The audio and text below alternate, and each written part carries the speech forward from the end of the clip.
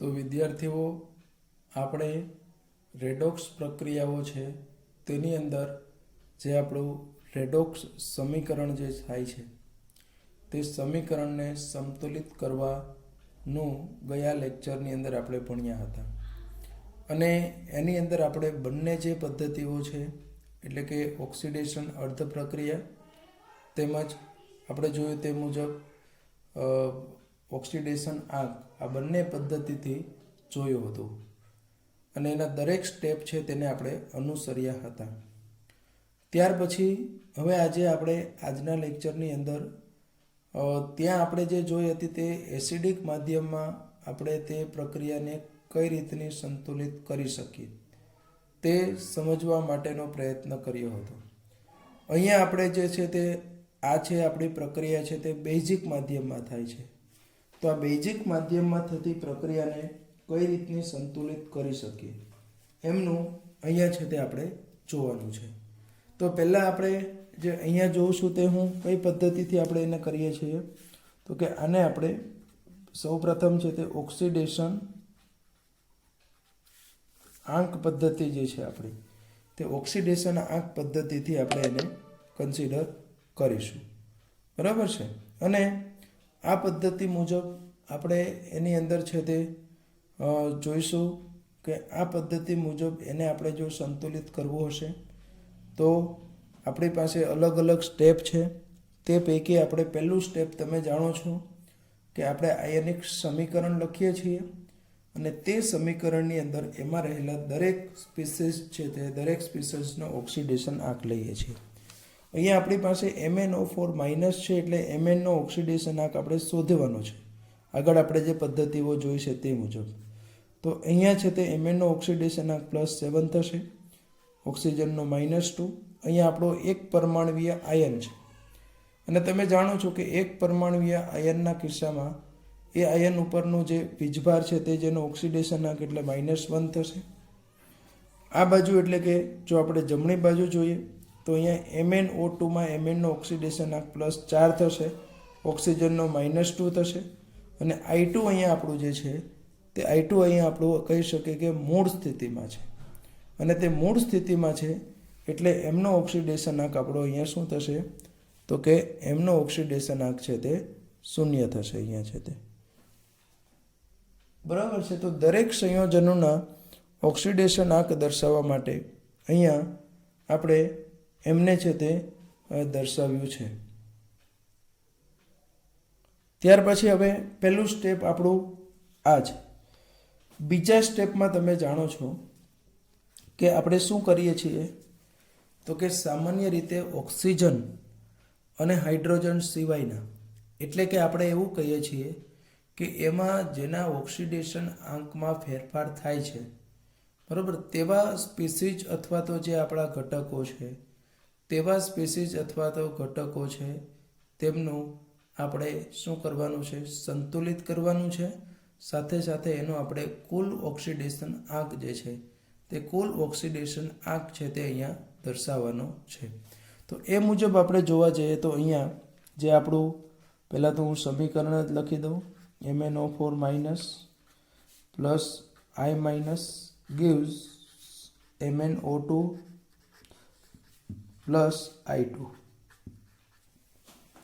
તો અહીંયા આપણે કીધું કે Mn છે તે કેટલા છે, અહીંયા પણ 1 છે, અહીંયા પણ 1 છે એટલે એમાં આપણે કોઈ ફેરફાર કરવાની આવશ્યકતા નથી અને એની ઓક્સિડેશન અવસ્થા +7 આની +4 લખશું. અહીંયા ઓક્સિજનની ઓક્સિડેશન અવસ્થા હવે લખવાની જરૂરિયાત નથી કેમ કે એ તો આપણે એના ઓક્સિડેશન આંકમાં કોઈ ફેરફાર થતો નથી એટલા માટે.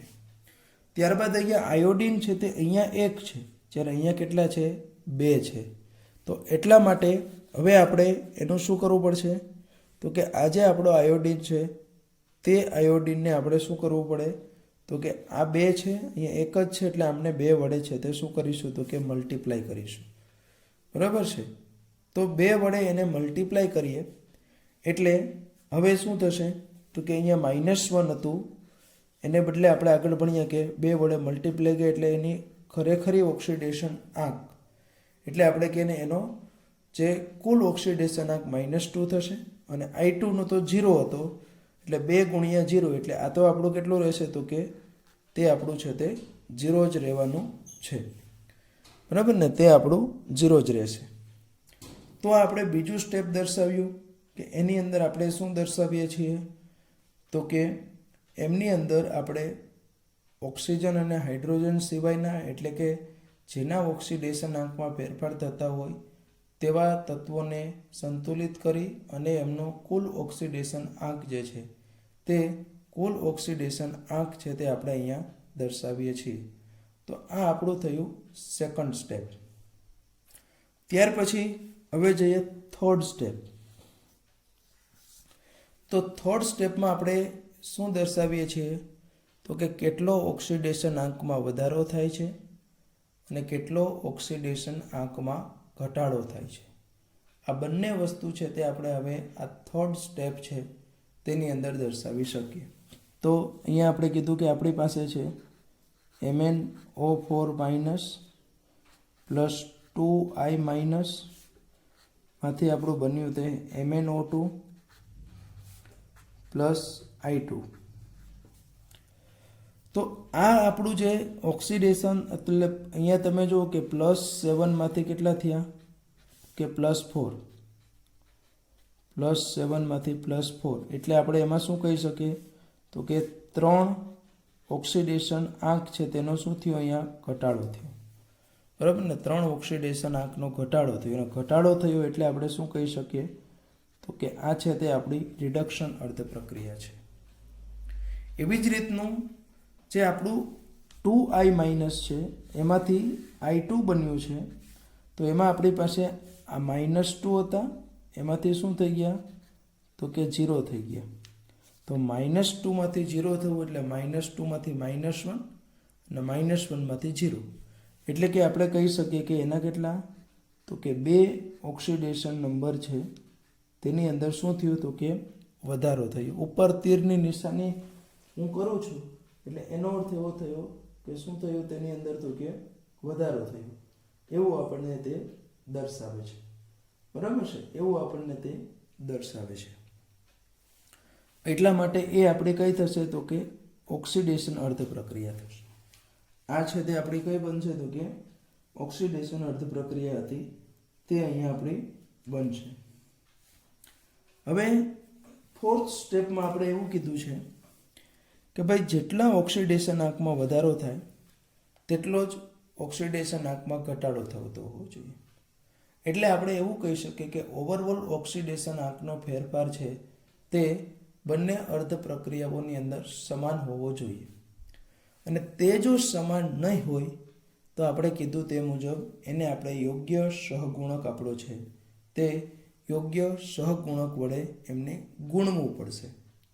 તો તે મુજબ અહીંયા આપણે કીધું કે આના 3 ઓક્સિડેશન આંક ઘટે છે, આમાં 2 વધે છે. તો એટલે એનો અર્થ એવો થયો કે બંનેમાંથી એક પણ જે એવું નથી કે તેની અંદર આપણે આ વસ્તુ છે તે સેટિસ્ફેક્ટરી રિઝલ્ટ છે તે મળતું હોય.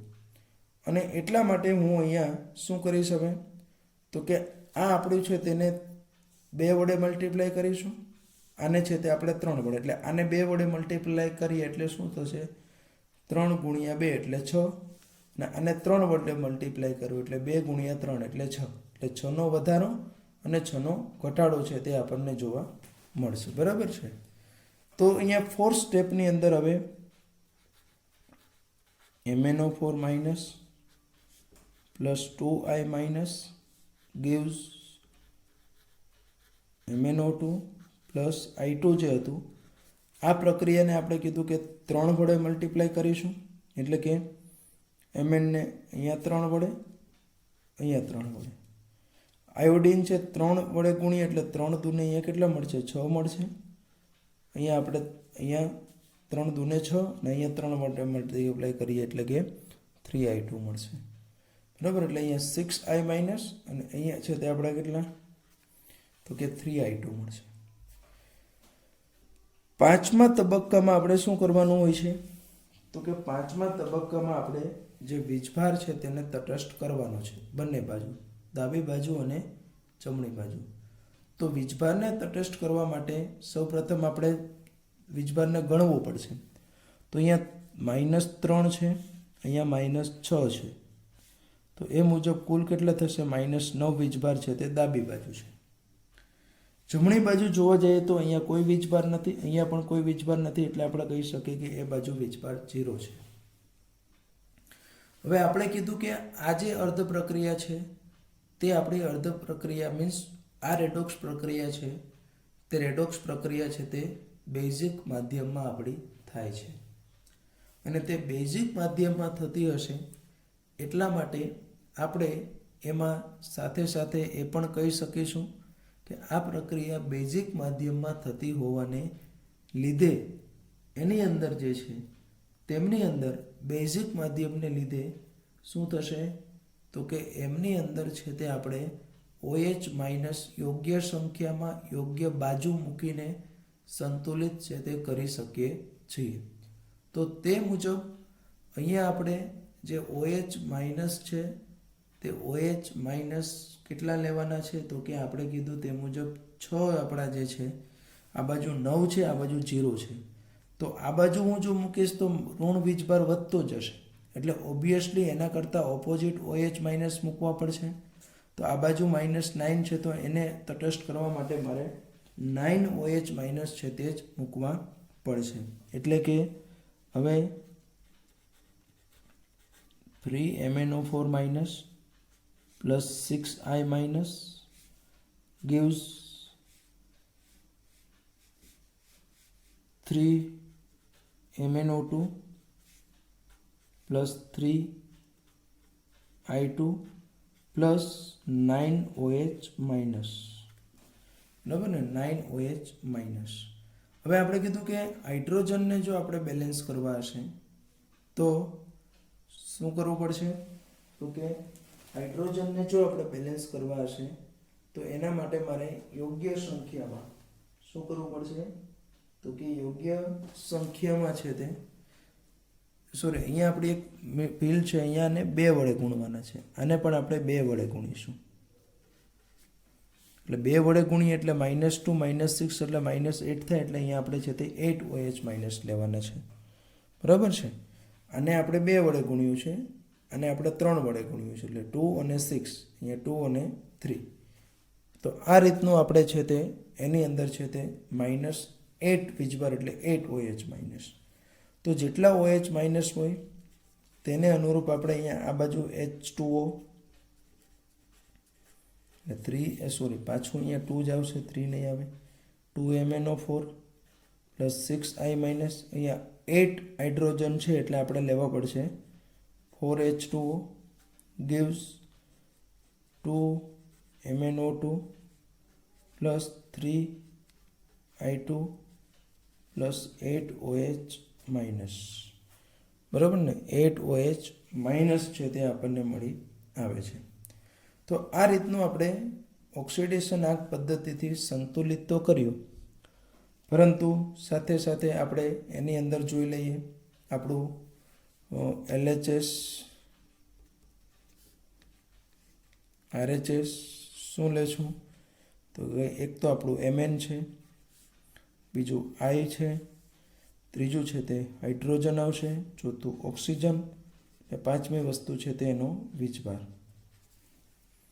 તો Mn આ બાજુ 2 છે, આ બાજુ પણ 2 છે, એટલે 2 આયોડિન અહીંયા 6 છે, અહીંયા 6 છે, આ બાજુ 3 દૂને 6, 6.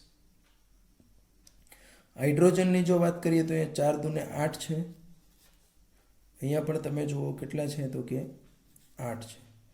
ઓક્સિજનની જો વાત કરીએ તો આ બાજુ 4 દૂને 8, 8 ને 4 12 છે, આ બાજુ 2 ને 2 4, 4 ને 8 12 છે, બંને બાજુ 12 જોવા મળશે.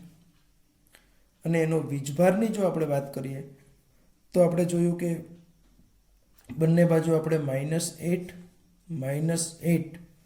જે વીજભાર છે તે જોવા મળશે. બરાબર છે? -8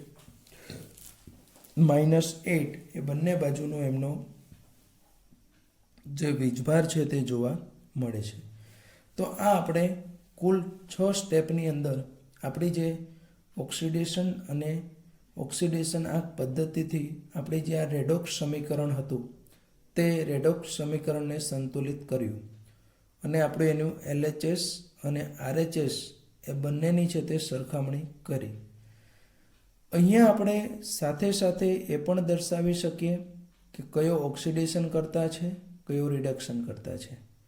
તો અહીંયા તમે જોયું કે Mnમાંથી Mn છે તેનું રિડક્શન થાય છે, 3 ઓક્સિડેશન આંક ઘટે છે, એટલે એમનું આપણે કહી શકીએ કે રિડક્શન થાય છે.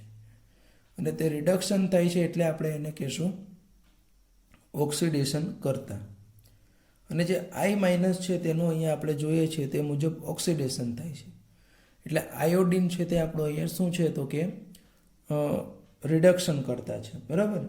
તો આ રીતનું આપણે રિડક્શન કરતા અને ઓક્સિડેશન કરતા જે છે તેને પણ આપણે આ આપણો જે કન્સેપ્ટ છે તે કન્સેપ્ટથી તે સમજી શકીએ છીએ.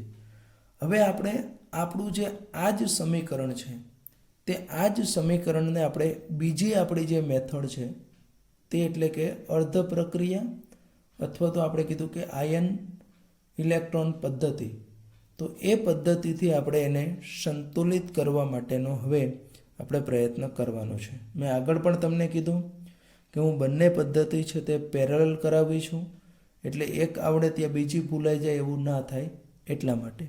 તો હવે હું આ જ સમીકરણ છે પણ તેને હું હવે સેકન્ડ મેથડ આપણી જે છે તે સેકન્ડ મેથડ થ્રુ છે તે સમજાવવા માટેનો પ્રયત્ન છે તે કરું છું.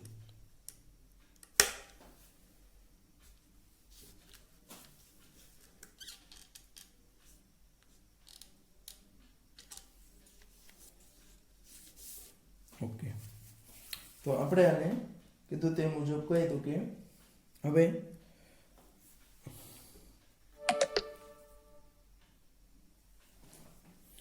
આપણે જોવાનું છે તે અર્ધ પ્રક્રિયા અથવા તો આપણે કહીએ છીએ આયન ઇલેક્ટ્રોન પદ્ધતિ.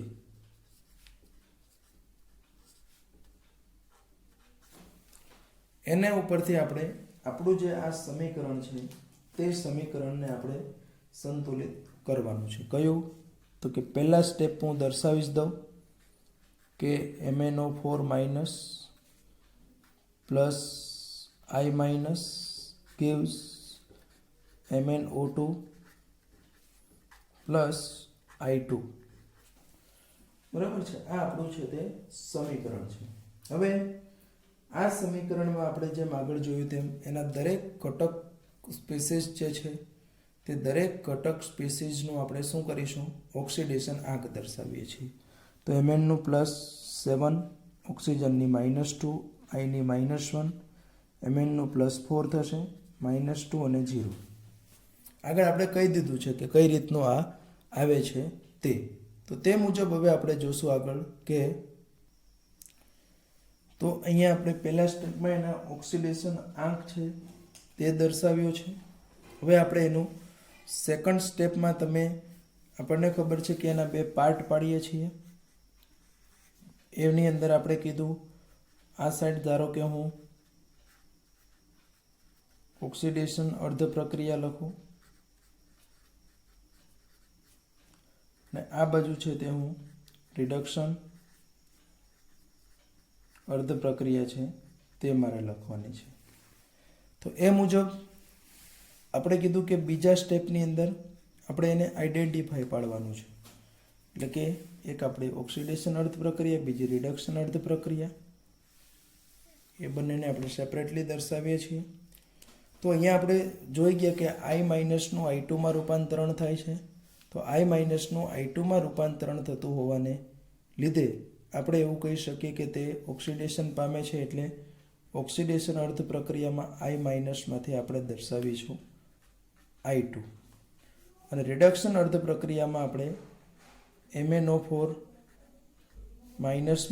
દર્શાવીશું MnO2 અને તે મુજબ આપણે એના ઓક્સિડેશન આંક અહીંયા આપણે કીધું કે -1, 0, અહીંયા છે તે +7 અને +4 છે તે આપણને જોવા મળશે. ત્યાર પછી આપણે ત્રીજા તબક્કામાં જે આપણા આગળ કીધું તે મુજબ હાઇડ્રોજન અને ઓક્સિજન સિવાયના જે છે તે હાઇડ્રોજન અને ઓક્સિજન સિવાયના એટલે કે જેના ઓક્સિડેશન આંકમાં ફેરફાર થાય છે તેવા સ્પીસીસને બેલેન્સ કરીને કુલ ઓક્સિડેશન આંક દર્શાવવાનો છે. એટલે અહીંયા આપણે I-1 છે પણ આ બાજુ 2 છે એટલે એને આપણે 2I- વડે દર્શાવીશું અને I2 એ જ રીતે જ રહેશે. અને આ બાજુ તો બંને સરખું જ છે છતાં પણ આપણે લખવું જરૂરી છે. થર્ડ સ્ટેપ છે તે એટલે MnO4- gives MnO2. Similarly oxidation આંક -1 હતો એને અહીંયા આપણે -2 કરશું. I2 છે તે 0 થશે. આનું તો +7 નું +7 જ રહેશે. આનું +4 નું +4 જ રહેશે. નો ચેન્જીસ. ત્યાર પછી આપણે અહીંયા ફોર્થ સ્ટેપની અંદર ઇલેક્ટ્રોનને મુક્ત કરવાના છે. એટલે કે એમના જેટલા જે ઇલેક્ટ્રોન છે એટલા ઇલેક્ટ્રોન આપણે કહી શકીશું કે શું કરીશું તો કે એની અંદર જેટલા ઇલેક્ટ્રોન આપણા છે તે મુક્ત થાય છે કે મેળવાય છે તેને ધ્યાનમાં લેવાનું છે. તો ઓક્સિડેશન અર્ધ પ્રક્રિયામાં તમે જાણો છો કે આ પ્રક્રિયા દરમિયાન છે તે ઇલેક્ટ્રોન શું થતા હોય છે તો કે મુક્ત થાય છે. એટલા માટે અહીંયા ઓક્સિડેશન આંકનો જે ફેરફાર હોય તે મુજબ અહીંયા 2નો ફેરફાર છે એટલે અહીંયા 2 ઇલેક્ટ્રોન છે તે આપણા મુક્ત થશે. એટલે 2I- gives I2 plus 2 electron. Similarly અહીંયા આપણે રિડક્શન અર્ધ પ્રક્રિયા છે તેની અંદર ઇલેક્ટ્રોન મેળવવામાં આવે છે. બરાબર છે, તેની અંદર છે તે આપણે ઇલેક્ટ્રોન છે તે મેળવવામાં આવે છે. તો અહીંયા +7 માંથી +4 થયો એટલે 3નો તફાવત છે. એટલા માટે અહીંયા છે તે આપણે 3 ઇલેક્ટ્રોન છે તે શું કરશું તો કે મેળવીશું. એટલે કે MnO4- +3 ઇલેક્ટ્રોન gives MnO2. ત્યાર પછી 5th સ્ટેપ આપણું જે છે તે 5th સ્ટેપમાં આપણે એનો ચાર્જ એટલે કે જે વીજભાર જે છે તે વીજભારને સંતુલિત કરવાનો છે. બેઝિક માધ્યમમાં આપણે વીજભાર છે તે OH- થી કરીએ છીએ. એટલે અહીંયા પણ આપણે યોગ્ય સંખ્યામાં યોગ્ય OH- યોગ્ય બાજુ છે તે મૂકવાના છે. તો આ બાજુ તો વીજભાર ગણીએ તો કેટલો થશે તો કે અહીંયા છે તે -2, અહીંયા I2 +-2. તો અહીંયા તમે જોઈ શકો કે -2 સરખો વીજભાર છે એટલે ઓલરેડી બેલેન્સ છે. તો એ બેલેન્સ વીજભાર હોય તો પછી આપણે એનું કંઈ કરવાની જરૂર અહીંયા વીજભાર આ દર્શાવે છે. તો હવે આપણે એનો વીજભારમાં કોઈ ફેરફાર કરવાનો જરૂર નથી જ એટલે OH- મૂકવાની જરૂરિયાત જ ઊભી થતી નથી. એટલે અહીંયા કહી દઉં કે 2I- gives I2 + 2 ઇલેક્ટ્રોન્સ. અહીંયા આપણે જોઈ લઈએ વીજભારમાં કંઈ ફેરફાર કરવો પડે છે કે નહીં તે. તો કે અહીંયા તમે જોઈ શકો કે -4 છે તો -1 આ બાજુ -3 એટલે -4 થયો. આ બાજુ કેવો છે 0 છે. તો આપણે OH- વડે જો બેલેન્સ કરવો હશે તો અહીંયા આપણે યોગ્ય સંખ્યામાં OH- તો આ બાજુ -4 છે તો આ બાજુ આપણે જો OH- મૂકશું તો શું થશે એમનો વધારો થતો જશે. બરાબર, એની અંદર છે તે વધારો થતો જશે. અને આ બાજુ જો આપણે મૂકીએ તો તે બાજુ આપણે મૂકીએ તો એમાં કોઈ ફેરફાર થશે નહીં. એટલે આપણે અહીંયા ઓપોઝિટ સાઈડ એટલે કે જેને આપણે કહીએ છીએ નિપજ બાજુ અથવા તો જમણી બાજુ આપણે એને 4OH- મૂકીશું. MnO4- +3 electron gives MnO2 +4OH-. બરાબર છે. શું થશે તો કે 4OH- છે તે જોવા મળશે. ત્યાર પછી આપણું જે 6th સ્ટેપ છે તે 6th સ્ટેપની અંદર આપણે હાઇડ્રોજન અને ઓક્સિજનને બેલેન્સ કરવાના છે. તો હાઇડ્રોજન અને ઓક્સિજનને બેલેન્સ કરવા માટે આપણે યોગ્ય સંખ્યામાં પાણીનો અણુ મૂકવા પડે છે.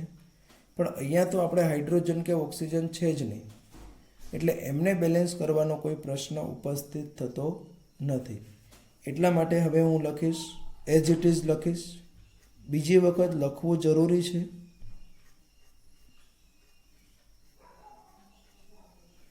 જ્યારે અહીંયા હું લખીશ, અહીંયા મેં 4 OH માઇનસ મૂક્યા છે, તો એની સામે આ બાજુ મારે કેટલા, તો કે 2 પાણીના અણુ મૂકવા પડશે. એટલે કે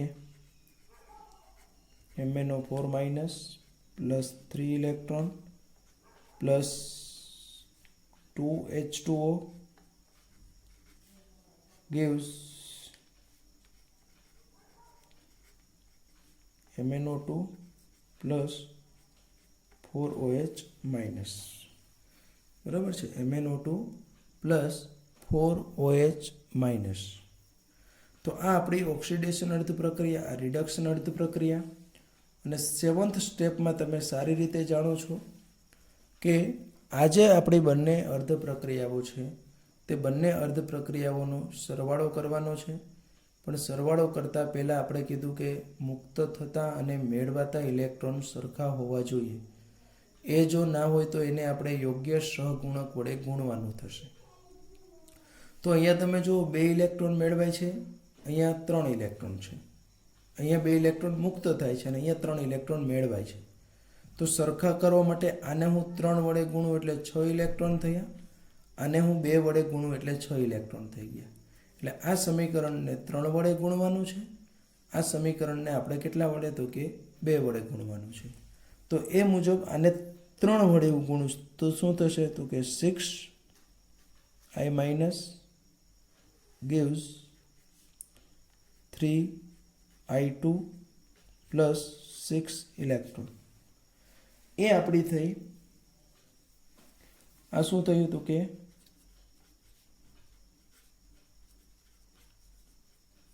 ઓક્સિડેશન અર્ધ પ્રક્રિયા. આને આપણે કીધું તે મુજબ 3 ઇલેક્ટ્રોન મુક્ત કરે છે, 6 કરવા માટે 2 વડે આપણે એને ગુણીશું. તો 2 વડે ગુણવા માટે આપણે શું કરીશું અહીંયા, તો કે ભાઈ 2 MnO4 minus plus 6 electron plus 6H કેટલા વડે ગુણીએ છીએ આપણે એને 2 વડે, એટલે 2 ને 2 4, સોરી 4H2O gives